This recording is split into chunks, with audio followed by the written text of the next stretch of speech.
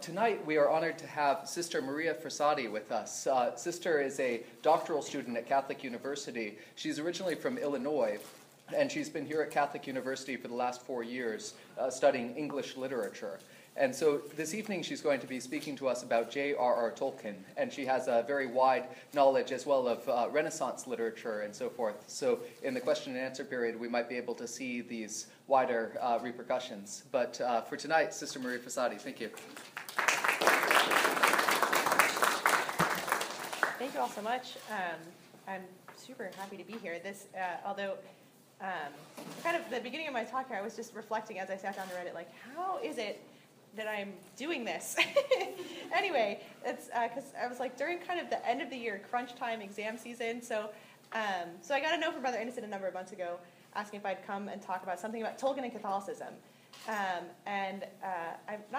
can't exactly remember how Brother would have known that I'm the community Tolkien expert, but just to give you a kind of sense of like, Tolkien is something I grew up with. So my sister and I were actually named for characters from the trilogy. So Sam Gamgee's wife and first daughter, Rose and Eleanor.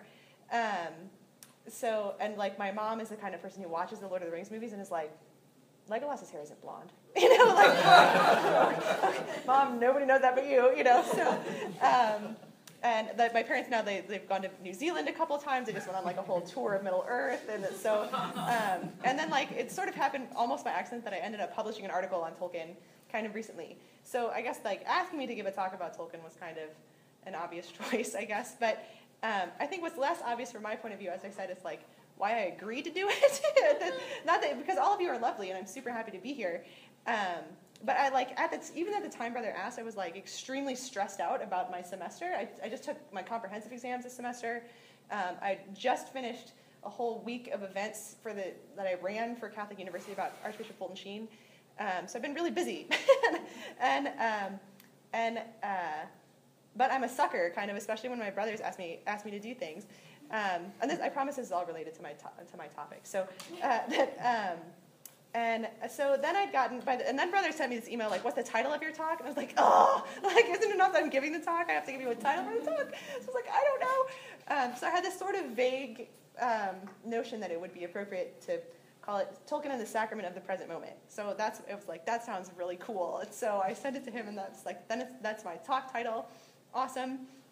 And I'd gotten I got this edition of Tolkien's letters last year for my birthday, and like I got as far as getting it out, So I've been reading it kind of slowly all semester. And then fast forward a couple of months to another student brother was like, yeah, so I saw the title of your talk and really curious because I don't see that in the trilogy at all. And I was like, oh no. Now I'm agreeing to give this talk and it's not. And then even driving here, brother was like, wow, sounds kind of like a theological topic. I was like, help. Okay, so, what I found is, in the kind of nitty-gritty preparation for giving this talk, is that it turned out to really kind of come alive in my life and to be really relevant to all of the things that I'm going through right now. And that all of these moments were providential.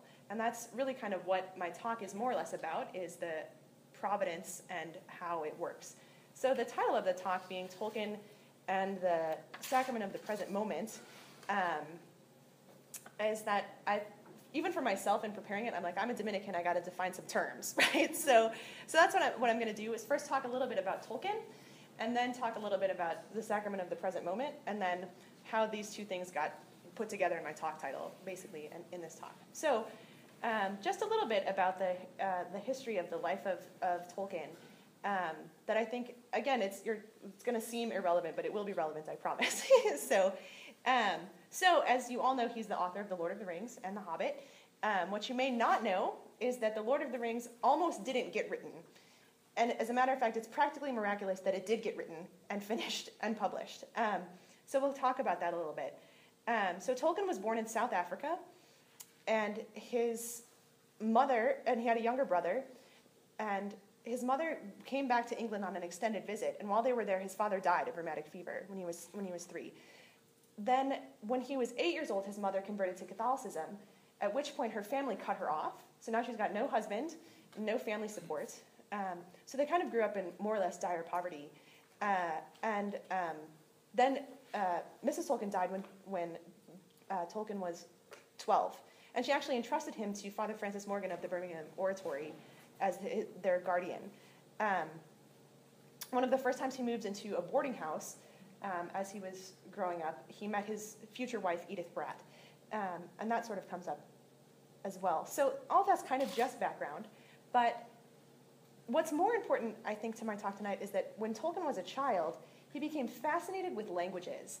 So he would see train cars going by with Welsh names on them. And just like the look and the sound of the Welsh names made him so excited. It just like filled him with adventure and like how cool the world was. And then also he says the first time in school that he encountered the West Midland dialect, which of Middle English, which is what Sir Gawain and the Green Knight is written in, that he knew it like it was his native language. Okay, so he was fascinated with languages.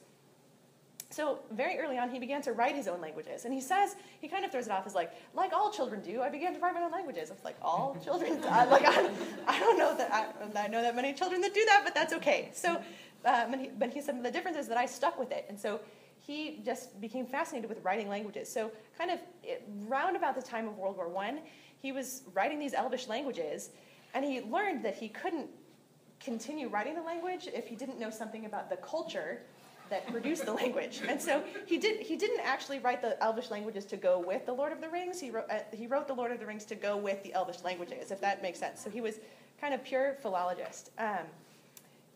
So what he was working on at first wasn't the Lord of the Rings. It was the Silmarillion, which I don't know if you are familiar with. This is the like kind of backstory mythology surrounding Middle-earth. And so that's kind of, he worked on it off and on for his whole life. It was sort of the first literary thing that he began working on. It wasn't actually published until after he died.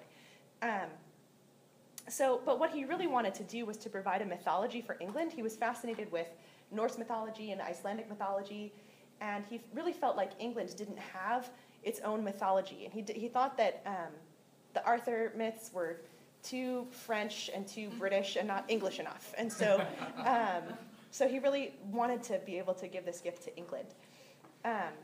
So his first successful book was The Hobbit. So I don't know, you may or may not know, the famous story of how The Hobbit began is he was grading exams, which is something he hated doing, but had to do for money. And while he was grading exams, which I, as an English teacher, totally relates to that. So anyway, but as he's grading exams, he just kind of out of the blue wrote on a flyleaf somewhere, in a hole in the ground, there lived a hobbit.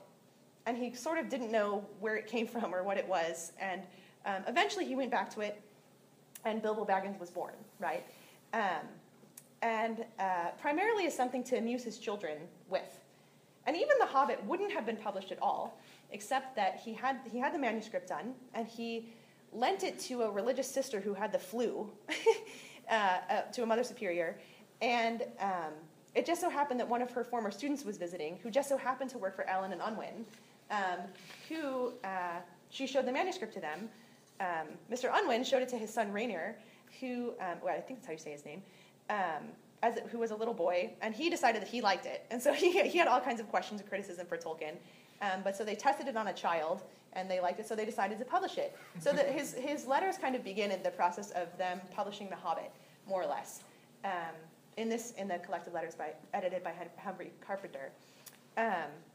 But right after The Hobbit was so successful, they started putting pressure. This is 1937. They started putting pressure on Tolkien for a sequel. Like, we want a sequel to The Hobbit. And he was like, I don't. But the thing is, Tolkien didn't want to write The Hobbit. He wanted to write the Silmarillion. This is like his life work, his gift to England, you know. And he gave it to Allen and Unwin. They're like, yeah, we don't want this. This is too Celtic, and like, people don't have patience for it, and we want more Hobbit stuff. And so he was like, okay. So eventually he realized that if this was going to happen at all, he had to put his two mythological worlds together and basically graft hobbits onto his big mythology of Middle-earth. Okay. He repeatedly said that once he decided to do that, he felt like the ring was the obvious link between The Hobbit and what was going on in his wider mythology. He said that in the letters kind of over and over. So the story progressed slowly, like, as Tolkien is a full-time professor. He's a dad. He's grading exams for money, and that giving lectures, and also a perfectionist. So he's having a lot of trouble getting it done. Rainier Unwin eventually grows up and is in charge of the firm and is like putting pressure on Tolkien to get it finished, which it finally starts to be published in 1954. And so that's how the Lord of the Rings kind of got finished. So that's sort of like, I'm going to come back to some of the things in Tolkien's biography, but that's sort of the like quick overview of my first term, Tolkien. So the second term, the Sacrament of the Present Moment. So I mentioned that this was just kind of one of those phrases that was kicking around in my mind and felt like I should tack it down on the title of this talk, and I wasn't sure why. So I did a little research into where did this term even come from. So it was popularized by Jean-Pierre de Caussade in this book with a footprint on it from the Catholic U Library, so that was kind of fun. But in a volume that either goes by the title, The Sacrament of the Present Moment, or Self-Abandonment to Divine Providence. So at the risk of in my discipline, we have something called the heresy of the paraphrase. So at the risk of committing this heresy, the basic point is that if right now, where we are, we surrender ourselves to God and his will, and follow the promptings of the Holy Spirit, that will lead us to holiness. But I feel like that's kind of even saying that, it feels like a lame summary of what I know to be a much more explosive, like, whoa kind of thing. So I wanted to sort of unpack the term a little bit, and so to see if I could make anything else of it. So I'm thinking, okay, a sacrament is, like the little definition in my mind, is a sign that affects what it signifies. And I thought, how can you even speak about the present moment as a sacrament? Then it would have to both affect and signify something. So then I decided maybe I could investigate the word providence, since the alternate title of the book, Abandonment to Divine Providence. So if I'm wandering out of my theological depth, my brothers can just correct me and tell you at the end of the talk if I say anything wrong. But so, and investigating providence, actually, this is a thing that comes up kind of in my life repeatedly, is the section on providence in the Catechism says this: the universe was created in a state of journeying, in statu viae, toward an ultimate perfection yet to be attained, to which God has destined it. We call divine providence the dispositions by which God guides his creation towards this perfection. So, the doctrine of divine providence, then, is related to the storied nature of the universe. And what do I mean when I say storied nature of the universe? Christians believe in linear history.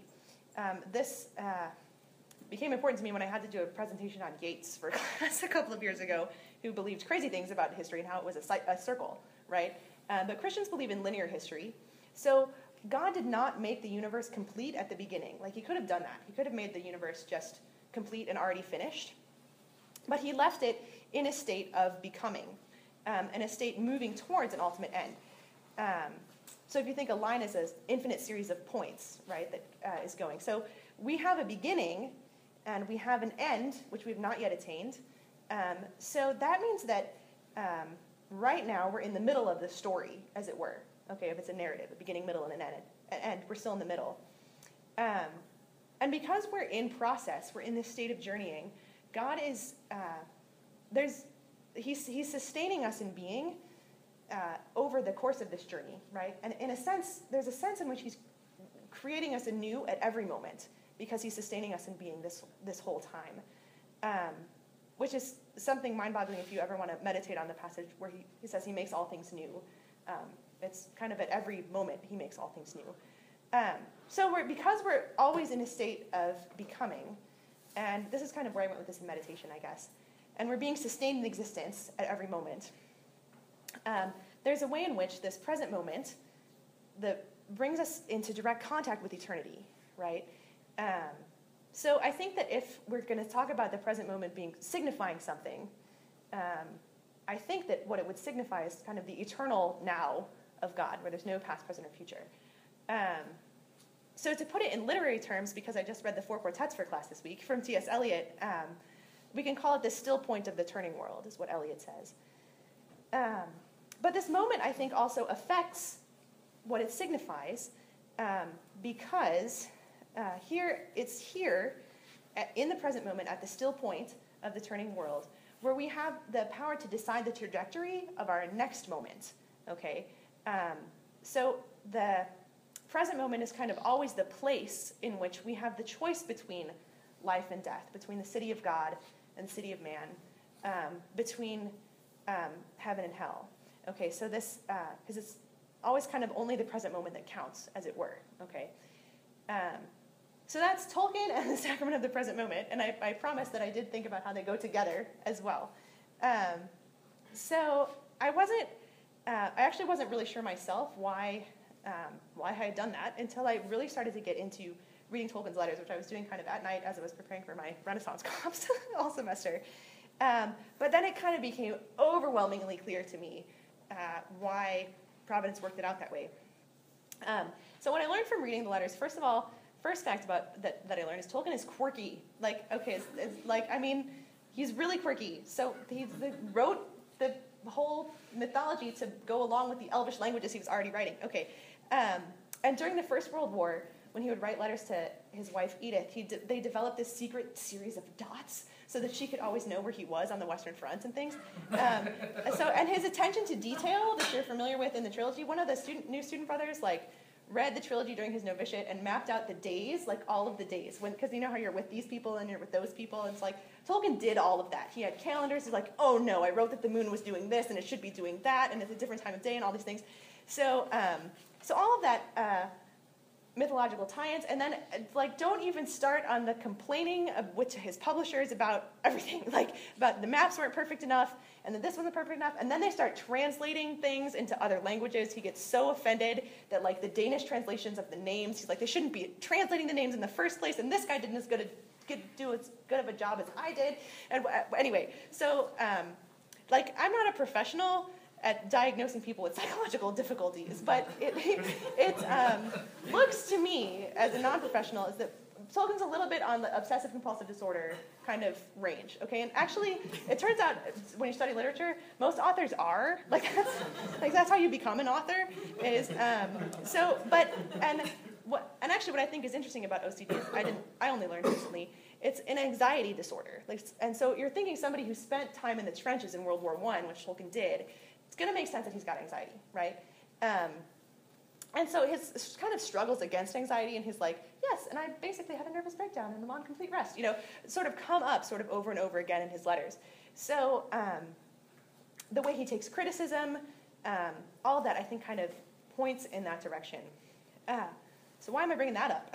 So I guess I started to imagine, like, what if Tolkien had been sort of left to himself? Like, what if he never met his wife, and he was just like one of my professors that now, like just the crazy unmarried Don at Oxford who, like, I mean, think about that. Like, he wouldn't have been writing The Hobbit for his children. He would have been working on his Great Mythology of England. He never would have gotten it finished. He would have been like that crazy professor with the rooms at the college who's like got notebooks full of Elvish languages. No famous writings, no finished works, no hobbits. Now, I don't know like what your feelings are about the trilogy, but like in my family, a world with no hobbits would have been tragic. Okay, and for one thing, okay, the hobbits have this fabulous word that we use in my family that I think I'd like to advocate everyone here using. Matham. Does anybody heard this word? Like they have a Matham house in Mickledelving. So a Matham is hobbits always give presents on their birthdays. And typically you give somebody a Matham. So it's a thing that's in your house that you keep keeping, but it's useless. But you can't get rid of it, and you don't know why. Like those things, I feel like my house is full of Mathams. Anyway, so so no hobbits, no useful words like Matham. I'm digressing. But the point is that Tolkien wasn't left to himself. He ended up in a boarding house with Edith Bratt, his future wife. He got ill during the Second World War and was sent home. Almost his whole battalion was wiped out. And then he was convalescing and wanted to pass the time. He started writing. Okay, he was grading exams one day, and all unbidden, there comes into his mind the first line of The Hobbit. A religious sister gets the flu. He lends her the book. She's got the student who works for the publisher. Okay, the first reader of The Hobbit like grows up and becomes the head of the publishing firm and pressures Tolkien to get the sequel done, and they don't want to publish his other stuff. So after 15 years of work and pressure from everyone, Tolkien finally manages to get the book in some kind of form that's publishable. Okay? And so I think you can kind of see what I'm getting at here is that what we have is a series of important providential moments, right? Moments that shape the course of Tolkien's life in a way that he didn't seek and wouldn't have expected for himself. Tolkien really wanted to write his own story, and not just the Silmarillion as a story, but he wanted to write the story of his own life. He had a picture of what he thought that was going to be and how it was going to go. He had a taste for high mythology. He wanted to write this mythology for England, but he couldn't get to it. His life just kept getting in the way of what he really wanted to do. But these intrusions, that he would have thought of them as intrusions, became what we know him for and what made him famous and someone we remember. So the Hobbit and the Lord of the Rings specifically. So the Silmarillion remained unfinished during his lifetime. So you could ask, from Tolkien's point of view, does that mean his life failed? I mean, I don't think so. So I think it would be opposite here to bring in a short story, which you may or may not be familiar with if you're familiar with Tolkien, of his. He didn't write many short stories, but this one's called Leaf by Niggle. Okay, so I'll tell you a little bit about it. It tells the story of a painter who has to go on a journey, but he's taken up with this project of painting a tree. The problem is that he's trying to paint the tree one leaf at a time. He's really good at painting leaves and how they're caught in the wind and the way the water sits on them. And as the canvas of the tree keeps getting bigger, and basically all his other work just keeps getting tacked onto the tree canvas, and it just keeps growing. Okay, but the problem is that his neighbor, Parrish, keeps coming over and interrupting him with needing things, like, could you lend me this? Could you go to town for a doctor? Could you whatever? And Niggle misses his chance to finish working on his tree before he has to go on his journey. And he has to go on the journey. He's totally unprepared, so he doesn't have anything packed. He's got to get in the train right now. So he ends up in this work hospital where he's eventually just doing like manual labor, like they're like painting walls all one color, or like digging holes or whatever, doing very simple tasks.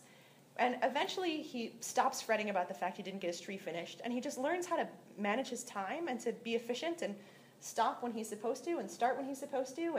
And so he learns a lot about time in this story, but he's somehow not himself without his painting. And so he's not progressing as he should. So he hears this conversation of these two voices, and the second voice advocates for some gentle treatment. So he's sent to gentle treatment. So he's taken to a country, he's put on a train that's new, to a country. When he gets there, his tree is there, but it's not a painting anymore, it's real. And the whole country around the tree that he was painting is there. So there he's given a chance to use his newfound skills of managing his time and work to finish the country to its most full. And he can tell that the best parts of everything that's there, Parrish, his neighbor, was somehow involved in them. And so and then he realizes the garden, he doesn't know that much about gardening, but his neighbor Parrish does. Parrish is sent to him to help.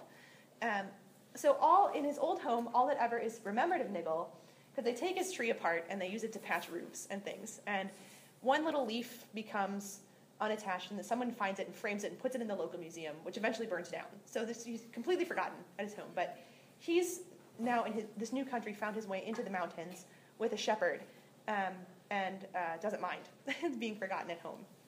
So Leaf by Niggle, there's an essay waiting to be written on the Great Divorce in Leaf by Niggle, which someday I will have time to write. No, I won't, but that's okay.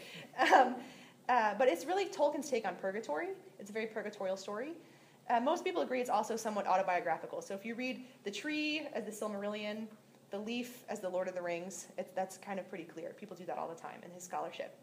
But the story's about how learning to use time, how we see the moment before us and how we react to them. And that's kind of what makes all the difference. So we might see something as an interruption, but that's only because we want to be in charge of our own story and writing it. But if we're truly surrendered to divine providence and to God, to the author of our story, then there's no such thing as an interruption, just a manipulation of the author, right, with a capital A, or the narrator of our story. So there's a case in point that actually does happen in the trilogy, so brother who didn't see it in the trilogy, he's wrong. But in the Two Towers. So this is the passage in The Lord of the Rings that Tolkien thought was the most important, and he says it in his letters to his son Christopher a number of times, is in the Two Towers, if you know the books, Frodo and Sam are on the edge of Mordor on the steps of Cirith Ungol, right? Where Gollum has led them. And Sam begins a discussion with Frodo about stories. And they realize that they themselves are in the middle of a story. So folk in the great stories, this is what Sam says, they seem to have just been landed in them. Usually their paths were laid that way, as you put it. But I expect they had lots of chances, like us, of turning back. Only they didn't. And if they had, we shouldn't know because they'd have been quite forgotten. So he realizes that these chances, these moments, how much it is that they matter in continuing the story. Not what was done in the past, not what will be done in the future, but the story hangs on, in a sense, the decision of a single moment in the present moment. But, I mean, you could think that, like, if you start to think this way, does this just become completely overwhelming? The importance of every single moment. Frodo's response in the story actually is laughter to this, right? It says, they're discussing, like, oh, when they're children at the fireside, or, Dad, tell us the story of Frodo and the Ring, you know? And Frodo, it says in the text that he laughed, a long, clear laugh from his heart, which is not a sound that Mordor is used to hearing, right? The borders of Mordor. He said, why, Sam, to hear you somehow makes me as merry as if the story were already written. And for us as Christians, our consolation in the present moment is the same thing, right? That we may not know how our particular chapter in the great story, right, of salvation history is going to turn out. But in faith, we know that we're in a story that ends with a happily ever after, right? It's a divine comedy. It has a happy ending. So that's certainly the right kind of story to be in. But the confidence in our ending, though, doesn't mean that we can be irresponsible in the now, in the present moment. And one of the most harrowing examples, I think, in the book of this is in that same passage from The Lord of the Rings. So what happens is Gollum has been gone, and they realize this, but the two hobbits fall asleep. So Sam and Frodo fall asleep, and they look very peaceful.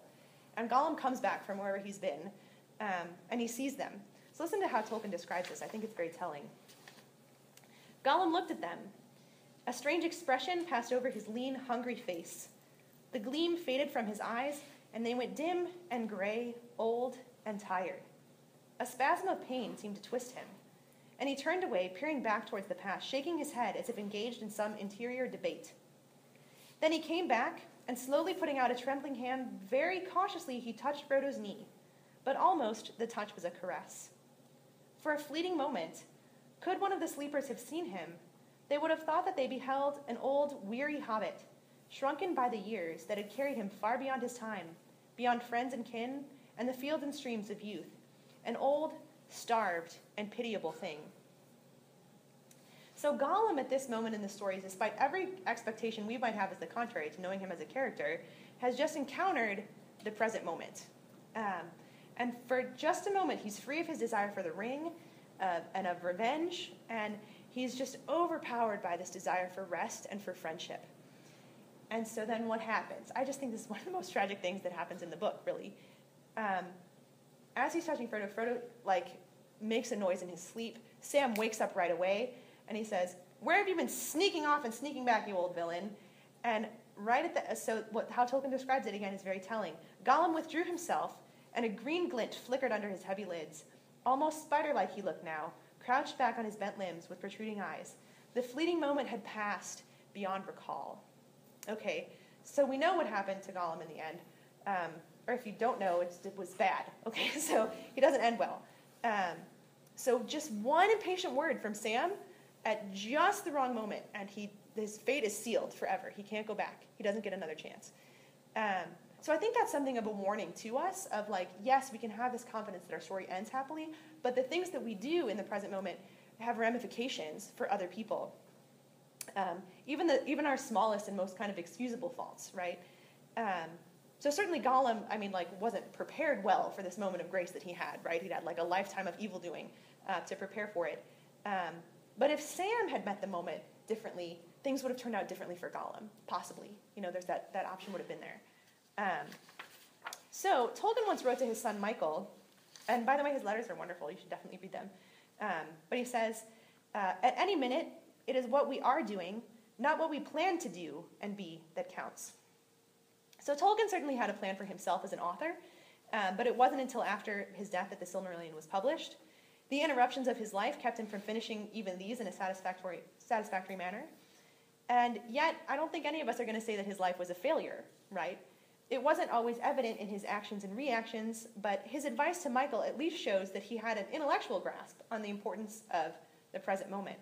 If we trust providence, we can be sure that following the graces of the present moment will lead us to a good end, even if it's not always the end that we expect or that we thought we wanted. There is a place called heaven, Tolkien once wrote to his son Christopher, where the good here unfinished is completed, and where the stories unwritten and the hopes unfulfilled are continued. We may laugh together yet. So Tolkien kind of thought that the theme of the Lord of the Rings was the exaltavit humilis from the Magnificat, right? The exaltation of the humble, the making noble of the ignoble. So hobbits are kind of unlikely heroes, but they have this kind of tenacity which allows them to respond correctly to the present moment. It's kind of this very humility that makes them into great heroes. No one expects it of them, and least of all do they expect it from themselves, right? And kind of all of the close calls with the ring in the trilogy, when I was thinking about it, involve imaginary futures. When Gandalf is tempted by the ring, he's like imagining all of the good he could do with it. You know, when Galadriel wants the ring, she's imagining all the things she would do. Even when Sam is tempted to claim the ring as his own, he's like, Sam, the great gardener who restores the garden to Middle-earth, right? So they're all on things when they're not living in the present moment, right? When they're focusing on the future and all of the things they could do. But in Sam's case, he's able to talk himself out of it and be like, no, like, what? Just my little garden. That's all I need. Like, I can't really handle the whole realm. Like, I'm just a hobbit, you know? And in Frodo's case, in the story, he actually takes the ring and claims it for his own. But it's Bilbo's previous act of mercy, right? The pity of Bilbo shall rule the fate of many. When he spared Gollum in The Hobbit, that ends up putting him here at this providential time to sort of solve Frodo's problem for him, right? So it's this momentary choice that Bilbo made for pity that has this huge ramification on the way the story turns out. So I was wanting to leave you with thinking, does Tolkien have any advice, or like, what can we do, to like apply this to my life, to live more in the present moment? And I think kind of the answer across all of his work is given in what Nigel is given food when he leaves the hospital to go to his country. They give him bread and wine, right? And so Tolkien's, of course, he's a devout Catholic, and he's got a famous passage on the Blessed Sacraments that he wrote to his son Christopher. Out of the darkness of my life, so much frustrated, I put before you the one thing to love on earth, the Blessed Sacrament. There you will find romance, glory, honor, fidelity, and the true way of all your loves upon earth. And more than that, death, but the divine paradox, that which ends life and demands surrender of all, and yet the taste or foretaste of which alone you can seek in your earthly relationships, love, faithfulness, joy, to be maintained, or to take on that complexion of reality, of eternal endurance, which every man's heart desires. So you really see him there tying the Blessed Sacrament to what we're experiencing in the present moment. So if you think of the Eucharistic figures in all of his work, the lembas bread, right, from the Lord of the Rings is an obvious choice. And remember, Gollum couldn't stomach it because it was from the elves. And Frodo kind of says, like, I'm certain it would do you good if you could try. And I almost wonder if his one little moment of grace that he had was like, somehow you could say it was related to that encounter. But I don't know if I probably couldn't make that argument textually, but as a literary scholar. And I like the Peter Jackson's films of the movies. I have like mixed feelings on them. But I didn't really like in the Two Towers film, like, Sam leaves Frodo. I'm like, no. I mean, The Hobbit, don't get me started on the Elvish woman from The Hobbit movie. But Sam would not leave. But what I liked about it was that when he got to the bottom of the steps, he found the lembas bread that Gollum had thrown over the cliff. And that's when he decides to go back. And I thought that's kind of a nice Eucharistic figure. I don't know if Peter Jackson meant to do that, but I liked it. And so because the Blessed Sacrament has this kind of unique relationship with time, right? The Mass makes Calvary present.